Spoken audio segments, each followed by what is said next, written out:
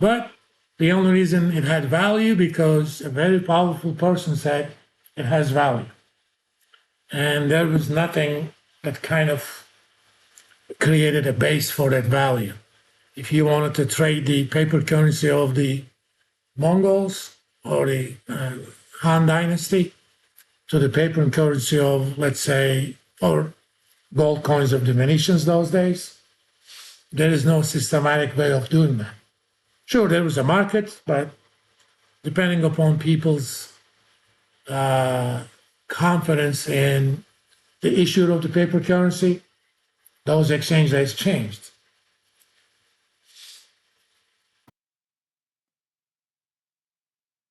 Yes.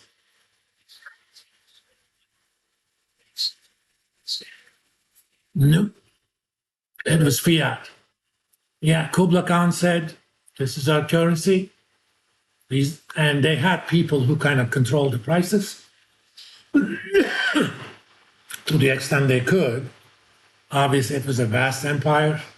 And, typically the local administrators take advantage of a lot of these things.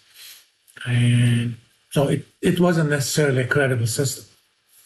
But most of the currencies were in metals. Let's talk about bimetallism. They had coins both in silver and gold. A lot of times, some of the smaller denominations were in copper. Think about a 10-cent coin, right? Obviously, you don't want to do a 10-cent coin in gold because it takes a lot of gold. So smaller denominations were in copper, but bigger denominations were in silver and gold.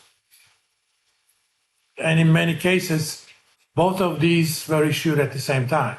There were silver coins and there were gold coins.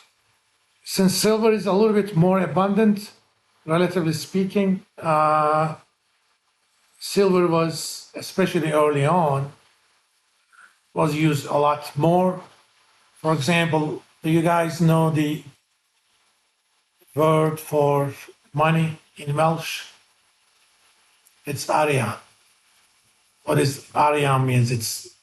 Arian is similar to Latin Arian, which means silver. For example, the country of Argentina, it's the land of the silver, the Argent. Okay? In a lot of languages, Aryan or something like that, silver means money. I don't remember what Norwegian was. Finger? Yeah. Yeah. You don't remember Norwegian money for word?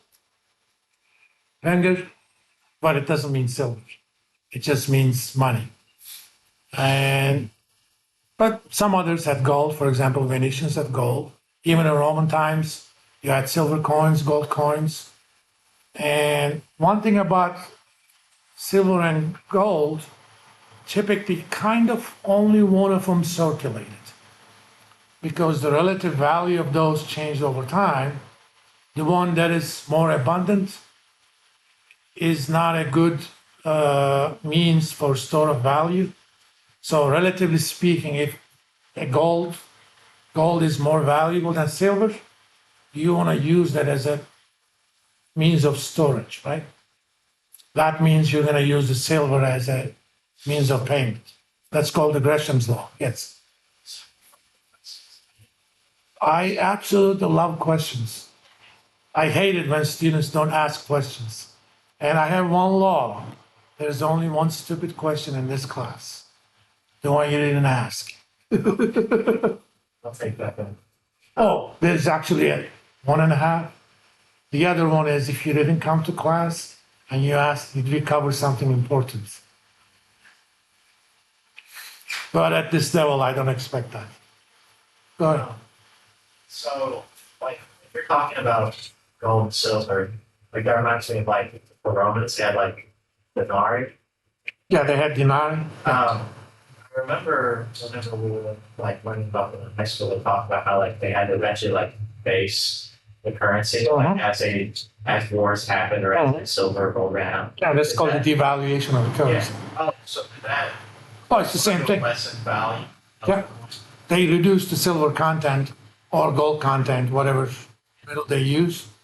That's debasing or devaluing. And in fact, when you guys look at the coins like that, a quarter, you see that around that it's not smooth. There are these little striations, right? In the old days, they put those striations because otherwise I could take a gold coin. Gold is relatively soft metal. You don't even have to heat it up that much. I could take that, shave off something from the outside. If you do only very little, unless people wait, they're not going to notice it. That's why they put those striations. If you shave it off, it's going to be apparent. But that tradition survived until now. The British do some non-circular coins. For example, their 50 pence coins are hexagonal. Their 20 pence coins are hexagonal. The smaller ones are just circular. Certain people have holes in them. For example, Japanese have a 100 yen, no, 50 yen coin that has a hole in the middle, if I remember it correctly. One of them, either 50 Okay, or this is that could be. They also have a 500 yen coin, but that's very big anyway. But, people do things so that they could distinguish. But in general, the coin that's issued with the scarcer metal, is pretty much driven out of circulation. Why? The value, whether by fiat or otherwise, of scarcer commodity is higher, which means it's used more as a store of value. And in the old days, there was a ratio between the two. They said one gold denarii is equal to, I don't know, 5 sesterces. I think sesterce is 10 denarii or something like that. It's a unit of money in old Roman times. But it was fixed. If you had one gold denarii, they knew exactly how many silver denarii that would buy you, or coppers as well. And copper was also used. But since that's fixed, if one of them becomes more scarce, that's driven out of circulation. For example, copper has a lot of industrial uses, right? If we had copper currencies, copper coins these days, do you know what would have happened to them? They would have completely gone out of circulation because people would have taken that copper, melted, and converted into industrial use. If the penny was still made from copper as it was in the old days, it would have cost probably over 20 pennies to produce. Even the current penny probably costs more than a single penny. But back in the days, we even had a half a penny coins. Over time, the availability of metals changed with the discovery of new mines and stuff. Until Columbus, the changes or new mines were relatively scarce. Why? Because people have been mining gold and silver since probably Sumerian times, the last 5,000 years. There aren't that many new that you could discover. Technology for gold was pretty much getting it out of streams. Silver was a little bit more abundant. There were silver mines, for example.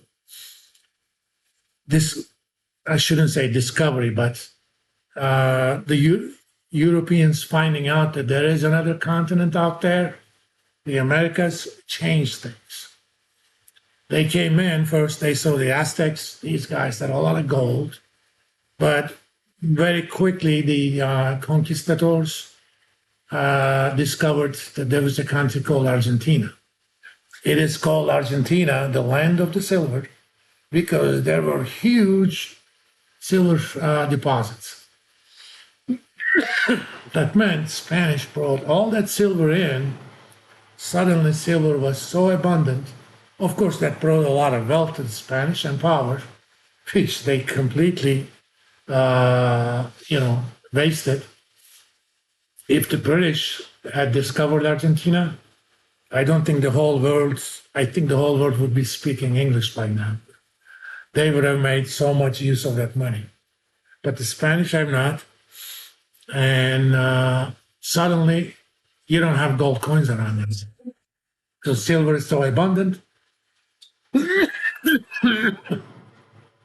So it was kind of an unstable system.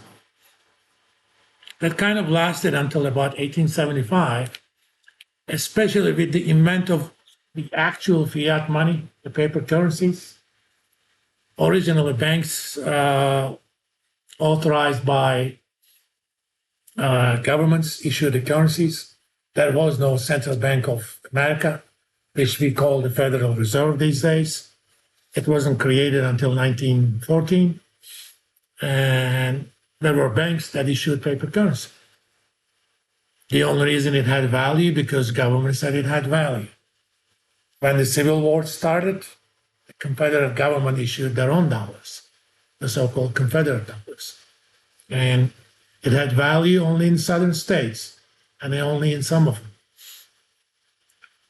But figuring out how do you exchange one paper US dollar even after the Civil War in US with a paper British pound?